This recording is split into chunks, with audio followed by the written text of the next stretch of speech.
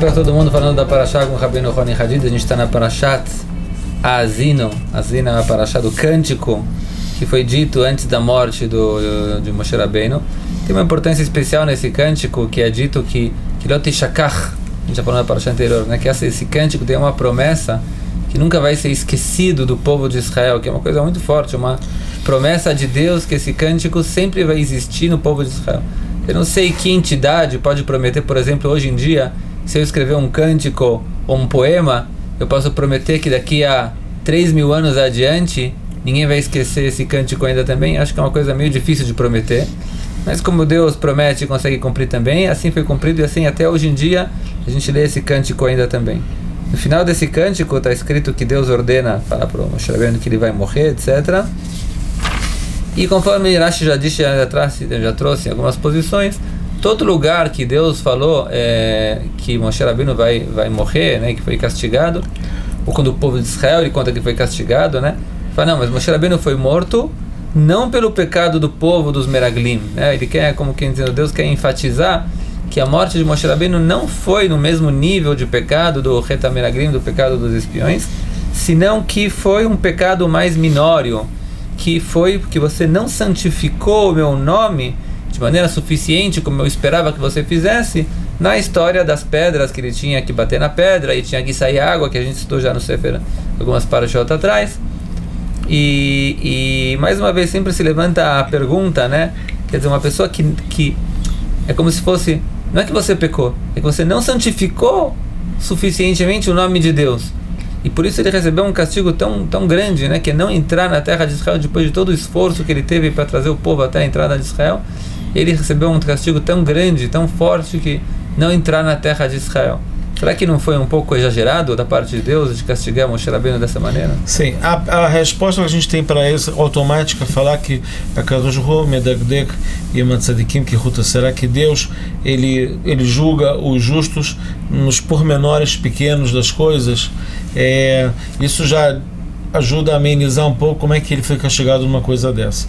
Mas levantando o que você falou no início, que como pode ser, justamente a pessoa é julgada pelo que ela fez de errado, não o que ela deixou de fazer. E a visão judaica não é assim.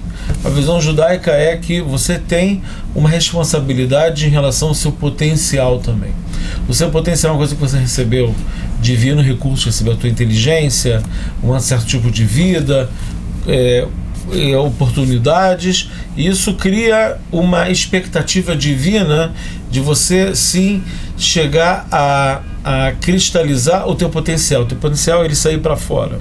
Esse potencial tem que ser exercido. Ao ponto que os sábios falam que uma coisa de errado que você faz, existe capará, existe expiação. A pessoa pode ser purificada por uma coisa que ela fez de errado. Mas uma coisa que você deixou de fazer, não tem capará.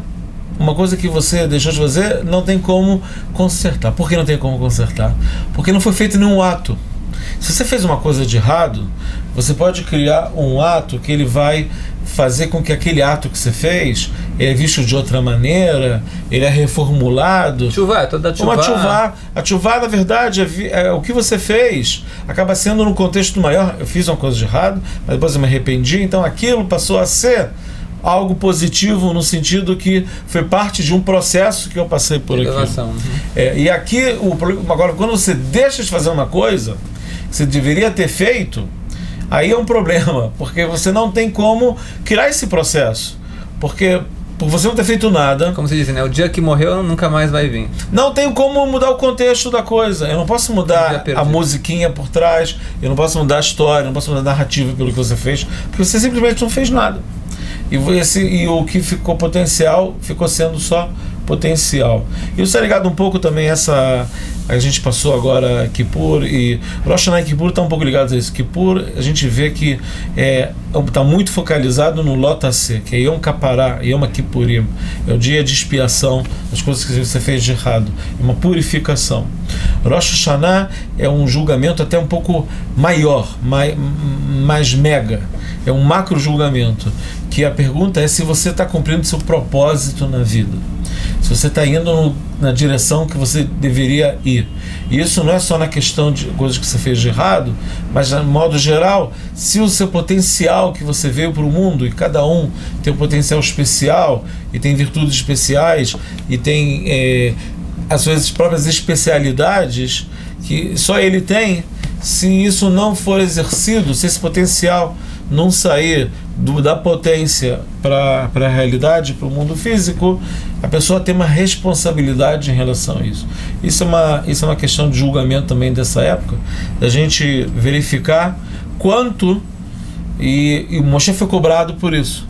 O Moshe foi cobrado com algo a mais que ele poderia ter feito, santificar o nome de Deus, que é dizer que o que está sendo feito, na verdade, é Deus que está por trás, e não sou eu, e não é o matê, não é a minha, como fala matê em português, já não sei mais. O bastão, né? O bastão, não é mais isso, e na verdade nós somos só shlichim de Kadosh Baruch Hu.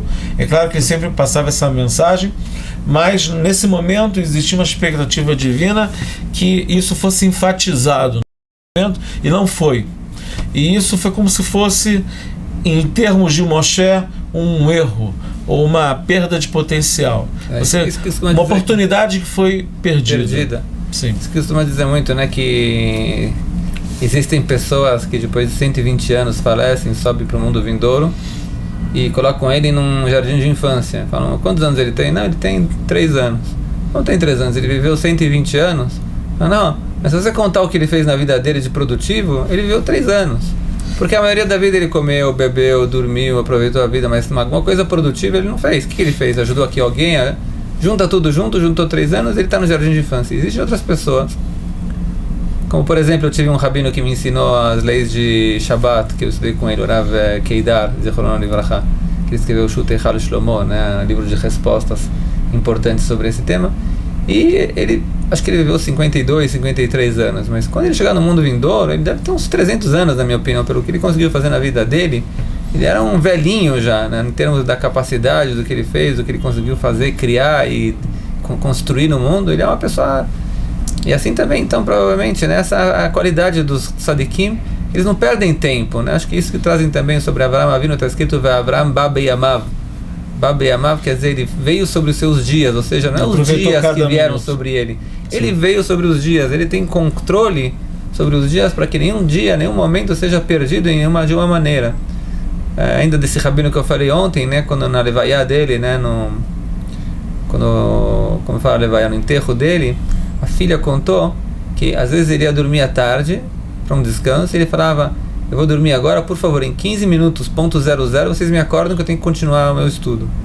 Mas é uma pessoa que todo momento está contada, ele viajava estudando, são pessoas que a vida toda são transformadas em produtividade, e a gente tem que aprender, na minha opinião, muito aqui também, né, que quando Deus vem para Moshe Rabbeinu com o pedido, né, como se fala, a tviá, como posso traduzir a tviá?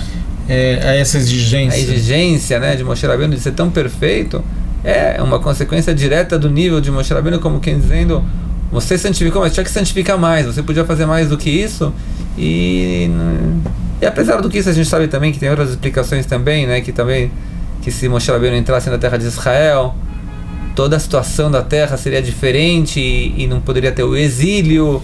E se não tivesse exílio, não teria todo um processo, né, de tshuva que a gente está passando hoje em dia. Existem, obviamente, várias contas históricas a mais do que... Mas como a gente sabe, Deus trabalha com um quebra-cabeça complexo. E quando Deus tem uma definição sobre alguma coisa, isso envolve muitas coisas, envolve toda a sociedade em volta de Moshe, envolve um pequeno pecado que ele fez, envolve o interesse social, se Moshe Rabbeinu realmente vai fazer bem para o povo que ele entre ou não na terra de Israel, e muitas contas que são, né, quase infinitas, que Deus leva em consideração para poder fechar o quebra-cabeça de maneira mais ideal. Esse é o nível de Deus, né? Uma entidade que a gente não consegue entender quantas contas ele faz para cada decisão que ele coloca nesse mundo. Então, se Deus quiser que a gente possa ser merecedores de fazer a nossa parte, amém, no mundo também, não perder tempo, isso que a gente tem que aprender de Moshe Rabbeinu, no nosso nível, obviamente, cada um, sim, com o seu tempo, e que sejamos merecedores, se Deus quiser, de um bom ano, com boas notícias, com boas novas. Amém. Besorot Tovot, tudo de bom, Shalom, Shalom. Shalom. Shabbat Shalom.